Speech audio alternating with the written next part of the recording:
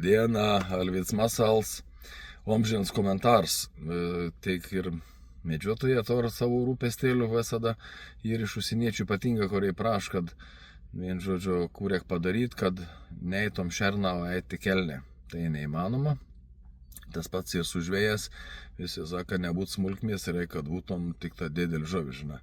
Nora, bet realybė ir kitokia yra. Tiesiog aš kuo esu pastebėjęs, kad vienu žodžiu ir dabar pridėsiu video, žiūrėkit, įmečiau vulkaną, nes žiūrėkit į like. Čia tas pats video, ta pati daina, čia iš valandėlis nepilnus like.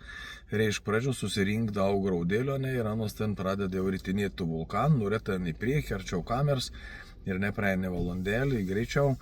Tai atplauk liną, karuosus, lyg tai dar kažkas ten iš tų didesnių žuvų ir visas tos, reiškia, raudelis pasitraukia šuon ir tiesiog matyti yra hierarchija ir anus, kaip sak, to ir laikytis tvarkos, nes didesnės žuvis, kaip sak, to reiškia jis pirmo veito.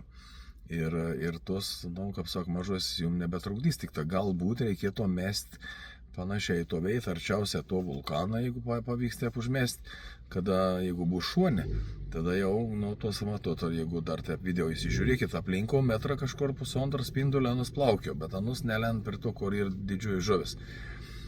Parašykit komentarą, iš tikrųjų, gal kažko nesuprant, kažko nežinau, dalinkimės tą informaciją, vien žodžiu, ką sprendam tų klausim ir kaip turėtum būti, ir realybė, man atrodo, kad sakau, su perlauk pirmo veitų, bet kokiu atveju tos mažoj žuvelis, ir anos, kaip sak, skleitų čepsėjim vibracijai, pelekų vibracijai, ir tada didžioji žuvis išgers, sužin, kad kažkas čia vykst, ir atplauk didžioji žuvis. Man tai atrodo, kad ir gera tos mažos žuvelis, ir anos daug tik tą pliusų, žiūrint į priekį, to didesnį žvejybą, kada pagaut didesnių žuvų.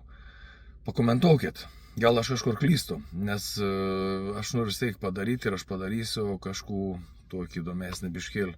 Dar visų paslapčių neišdaudu, po biškėdo link to, bet man ir svarbi jūsų informacija ir mes visi kartu, kaip sak, su jūsų pagalba tikrai galime rasti geriausių būdų arba bent jau geresnių būdų, ką šiandieną ir mes vis tobulinsim ir, kaip sako Alvyds, irgi dabiš pamastys kažkokių vienokių ar kitokių variantų, kad to žuvelį labiau priviliuoti. Tai va, lauksiu komentarą. Ačiū tai, kurie pakomentuosit. Alvyds Masals, geros dienelės visiems ir iki.